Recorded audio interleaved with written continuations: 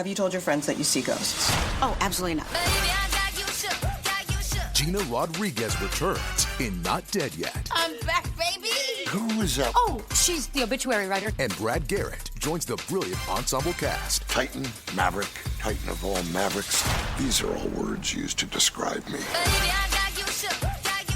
Not Dead Yet. Season premiere. Tonight, 8:30, 7:30 Central on ABC. And stream on Hulu.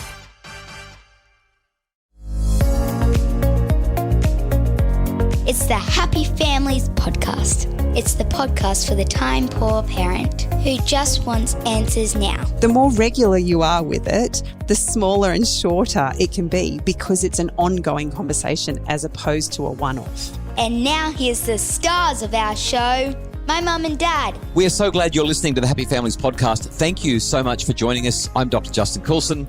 And I'm Kylie. And today we're going to be answering one of the most commonly asked questions that we get about making your family happy. In fact, about making your relationship happier. But before we get there, I just love it when we get feedback. And oh, yes. This week we've had an absolute doozy coming from Belle. I love this email. Hi, Dr. Justin Coulson. Hi, Dr. Justin. Sorry. And Happy Families team. I just wanted to touch base and offer my thanks to you. Belle says this: I wasn't much of a podcast listener, but I started doing drive-in, drive-out work late April this year. I'd done a few contracts, but there was one that was a 7-hour drive away from home, and I got sick of my music on replay, so I thought I'd try the Happy Families podcast. And, oh, wow, capital letters, oh, wow. It made the trip go so quickly with the anecdotes and laughter it brings, along with all the parenting tips. And then Kylie was brought on board. You mean she got all of that before I came on board? Yes, I love this. So Belle's gone right back to the very beginning. We get so many emails from people who go all the way back to the start. In fact, our son-in-law has gone back to the start just recently and has been listening to us from the very beginning. He pops up now and then, and he has some funny things to say about what we've been saying about him over the years, like before he was our son-in-law. Anyway, Belle says she started listening to you, Kylie. The banter, the stories, the love, the compassion that is shared is just beautiful to listen to. So many episodes to catch up on. I'm currently listening to episodes from 2021. She's still got another 2 years of episodes to go. And then she says this, and I so appreciated this. She said, I must say, reliving the pandemic and the lockdowns has not been good, but there are some tips that are still useful today. I want to share this, though. This was a long email, but she says, I'm mainly writing to say that even though I'm away from my husband and kids, I've been able to use some of the strategies with my co-workers who are struggling with some of the difficulties we face at work. I work in the aged care sector, and we have some residents that struggle with anxiety, impulsivity, and sometimes even anger. These create big emotions in everyone. Emotions are contagious, right? She says, I must admit, I felt that I got on my soapbox when people said things like, I'm not going to help because they just get angry and frustrated. What's the point? I was able to talk with the carers and point out that we need to manage our emotions to help them manage theirs. And I guess to be the adult. It was really heartening to have so many tools that the podcast has taught me and see them working. I even did 5, 4, 3, 2, 1 with a resident who was visibly anxious, and it was able to center them and bring them back to being okay. It goes on. It's just such a fabulous email. Belle just says, with the help of Justin, Kylie and the team, the strategies from all the resources, including the podcast, we've become a happy family most of the time. And I can't thank you enough. So we love your emails, podcasts at happyfamilies.com.au. Thank you so much, Belle. Okay, so we need to talk about today's topic because it's a question that we get asked time and time again.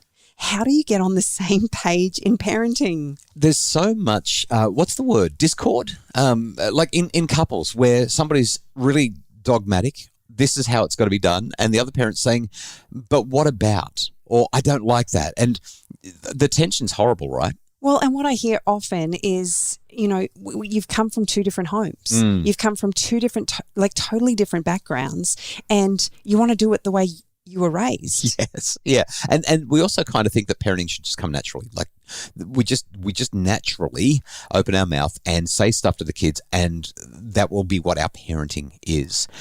I usually, when I'm asked this, talk about the regular Sunday meetings that you and I have.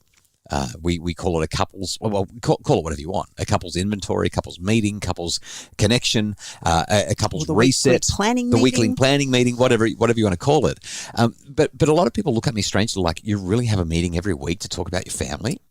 And I reckon this is an important thing to just bring up before we get into our major topic for today and how to address this question.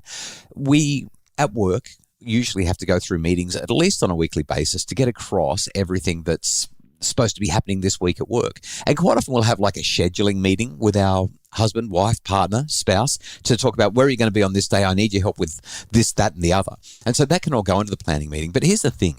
We make plans for our kids' educations. We make plans for our retirement. We make plans for our holidays. We make plans for our careers. We make plans for pretty much everything in our lives, house plans, whatever. And yet if I have a conversation with somebody and say, what is the most important thing in your life? Most important, top of the list, everyone always says family. It's my family. And when I say, what's your plan for helping your family to thrive? What's your plan for being on the same page as your partner? What's your plan for alignment and working together? People look at me blankly. My what? And I think that if you want to get on the same page, you actually have to build a plan. It's about setting your intentions and getting your priorities in order as a couple. So often as I talk with other women, what I hear time and time again is that partners take care of everything outside the home. Oh, I hate this one. And the mum is the one who takes care of everything else inside the home. Sorry, I just sounded very judgy then, but that really gets under my skin. And as a result, you're each carrying your own stresses. It's not a competition to see who's more stressed out. But the big thing with that though is if I see you struggling inside, but I've done all my outside stuff, I've gone to work, I've earned the money, I've mowed the lawn, I've washed the car, as if I'm not going to get up and help you. But if that's where we're drawing the barriers, drawing the lines, then you're going to struggle and also feel guilty about asking me. It gets my goat. But I think that often, in lots of cases, it's not actually a matter of somebody sitting on the couch just happily enjoying themselves. The reality is that often in our home, we're both actually juggling things. We're not. Sure. We're not watching the other struggle. But the challenge is sometimes, in order to make things run smoothly, we have to kind of look at where the priority is in that moment. So every Sunday, you and I have a conversation. And the conversation takes about 15 minutes, 20 minutes. What's gone well this past week? What hasn't as a couple? What's gone well as a couple? What hasn't gone well as a couple? And what one thing and only one thing are we going to prioritize to improve how things go in our couple relationship this week? And that one conversation that we've had for the last however many years has changed the way we approach each week. It's improved the intention that we bring to how we interact together and with the kids. And I will just point out that it only takes 15 minutes because we do it regularly. Yes, When we have long gaps, that 15-minute meeting turns into an hour, maybe an hour 2 and a half, hours. 2 hours. Yeah, true. So the more regular you are with it, the smaller and shorter it can be because it's an ongoing conversation as opposed to a one-off. Okay, so this past weekend, we have just done something that makes all the difference in our family. We used to do it all the time. It's gotten harder as our parents have aged and as we've lived not so close to them. But once every quarter. So in a business, you have a quarterly planning session, right? You get the team together and you say, here are our quarterly goals. Here's our quarterly focus. This is what we need to achieve over the next 3 months. Most businesses run on an annual goal basis, a quarterly goal basis, then a monthly goal basis. And we've been doing this in my Happy Families business for years. And several years ago, I thought, hang on, if I'm doing this for my business, I need to do it for my family. This weekend, we've just done a quarterly get together. You and I spent a couple of nights in Adelaide. I was there for a conference anyway, so you came with me. And we had a couple of days, couple of nights to talk seriously about what's going well, what's not going so well, and what do we want to work on for the next 12 weeks. And we are going to let you behind the curtain. We're going to tell you exactly what we talked about, the parenting expert, for his family in terms of how we can be on the same page and what we want to do to make things go better over the next 3 months. So I think the first thing that's really important to acknowledge is that we actually ask the same 3 questions. Yes, that's right. Every Sunday. The only difference with a couple's getaway is that the things that we talk about more for starters. There's more topics to talk about because we go deep. And that's the real thing, isn't it? I mean, we might spend an hour on one topic and knowing that we've still got 8 other topics to talk about. And this is the time where we actually create the space in our lives, which is really challenging. Really? But we actually create the space in our lives so that we can talk about all of the facets of family life instead of just dealing with the here and now. So let's go behind the curtain. Let's unpack it and talk about what we discuss. Where do you want to start? Well, let's start with daily habits because we've talked about James Clear and his Atomic Habits book a lot on the podcast, and this acknowledgement that those incremental, almost seemingly insignificant things we do on a day-to-day basis are actually what create the success of our lives. Over the weekend, we really just talked about systems, right? What's our system going to be in the morning? What's our system going to be in the evenings? What's our system going to be on the weekends? Because when you get your system right, everything flows out of that. So this is where it gets tricky, right? Because I want to do my exercise in the morning, but I also want to do a little bit of reading and some personal growth. I have some spiritual practice that I want to follow, but you do too.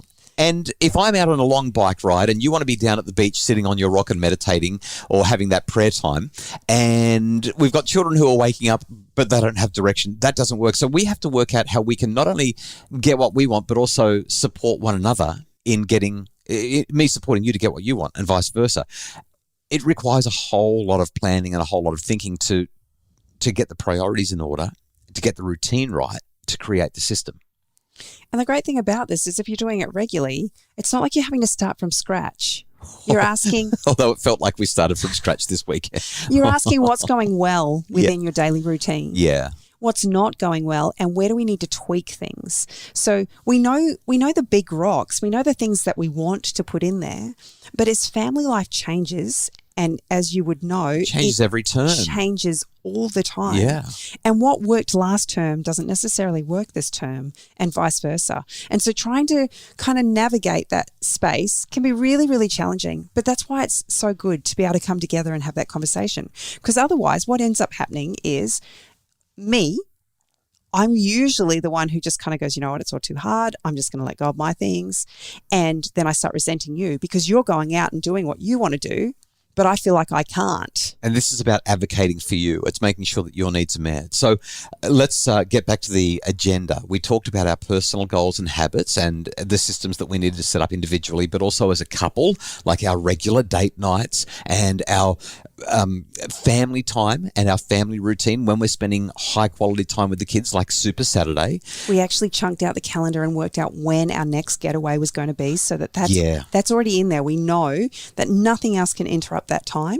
The kids' activities was next on the list, and we're dealing a lot at the moment with kids who are having some struggles, needing some support, and don't feel like they're really pulling it together, like they're not feeling competent in the activities that they've chosen to do. So we've had to do a whole lot of work around how we can get the kids involved in activities, but also what our children's needs are.